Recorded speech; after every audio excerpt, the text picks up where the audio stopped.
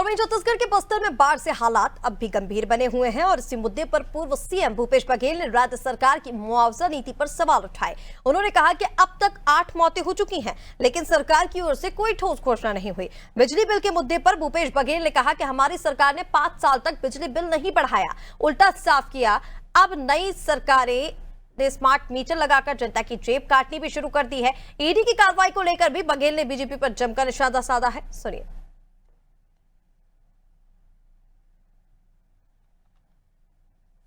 हमारे बस्तर में भी अतिवृष्टि से जान माल का नुकसान हुआ है, लेकिन अभी तक के मुआवजा के नाम से किसी व्यक्ति जो 8 लोगों की मृत्यु हुई उन मृतक परिवारों के मुआवजा की घोषणा राज्य सरकार की ओर से नहीं किया गया है और जो सहायता राशि दी जा रही है वो बेहद कम है।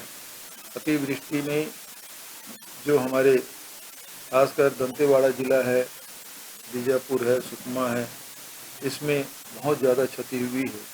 तो सही इसका सर्वे करके उन लोगों को मुआवजा दिया जाना चाहिए। और जो फसल खराब हुआ है, बहुत सारे खेतों में पूरा मिट्टी पट गया है, ऐसे में उनको कम से कम 1 लाख रुपया प्रति एकड़ के हिसाब से उनको मुआवजा मिलना चाहिए।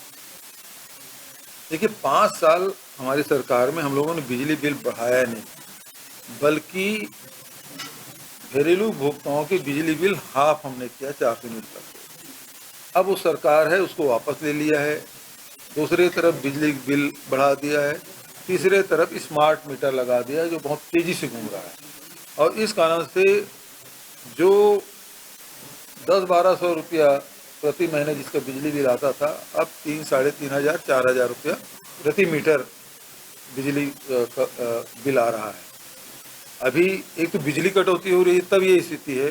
बिजली यदि पूरा समय मिले तब क्या स्थिति बनेगी? ट्रांसफार्मर जल जाता है और कई सप्ताह तक से ट्रांसफार्मर बदले नहीं जाते। तो बिजली की हालत तो बेहद ख़राब है और मुख्यमंत्री इस विभाग के मंत्री हैं और इससे वो संभल नहीं पा रहा है। ये तो भारतीय जनता पार्टी इतनी बखलाई हुई है। यदि सुकमा के कार्यालय के यदि ये लोग रात रात कर रहे हैं, तो देश भर में भारतीय जनता पार्टी हजारों कार्यालय बनाए हैं। यहीं 5 सितारा जो कार्यालय बनाए हैं, ईडी उनकी पूछताछ कब करेगी? और ये तो मतलब लोकतंत्र को ख़त्म करने का काम, और इनके पास कोई काम नहीं है।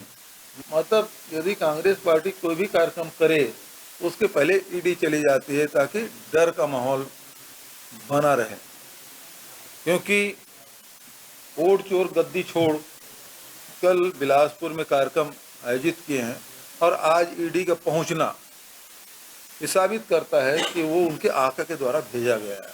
अभी जितने भी छापे पड़ रहे हैं उसमें ये लोग हिंसा का भी प्रयोग कर रहे हैं, मारपीट कर रहे हैं, डरा धमका रहे हैं।